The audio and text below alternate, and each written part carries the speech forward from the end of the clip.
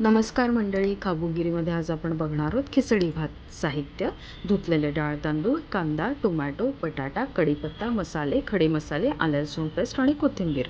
प्रथम एका कुकरमध्ये तेल गरम करून घ्यायचं आहे. नंतर त्याच्यामध्ये खडे मसाले, कढीपत्ता आणि कांदा घालायचा आहे. कांद्याचा रंग चेंज झाला की आपण त्याच्यामध्ये टोमॅटो घालून घेणार आहोत. नंतर आलं लसणाची पेस्ट घालायची आहे आणि आलं लसणाची पेस्ट चांगली परतून घ्यायची आहे बरं का, म्हणजे त्याचा कच्चा वास निघून जातो. नंतर आपण मसाले घालणार आहोत. इथे मी हळद, लाल तिखट, धणेपूड आणि गरम मसाला वापरला आहे. तुम्ही तुमच्या आवडीप्रमाणे मसाले वापरू शकता. मसाले चांगले परतून झाल्यानंतर आपण त्याच्यामध्ये एक छोटासा बटाटा घालणार आहोत आणि नंतर धुतलेले डाळ तांदूळ घालायचे आहेत. इथे मी मूग डाळ आणि मसूर डाळ अशा दोन्ही डाळी वापरलेल्या आहेत.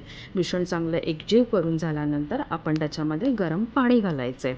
गरम पाणी घातल्यानंतर आपण त्याच्यामध्ये चवीपुरतं मीठ घालूया. नंतर सगळं मिश्रण चांगलं ढवळून कुकरला 3 शिट्ट्या घ्यायच्यात. शिट्ट्या होईपर्यंत आपण कोथिंबीर चिरून घेऊया. आता आपल्या शिट्ट्या झाल्यात. बघूया आपला भात कसा झाला आहे.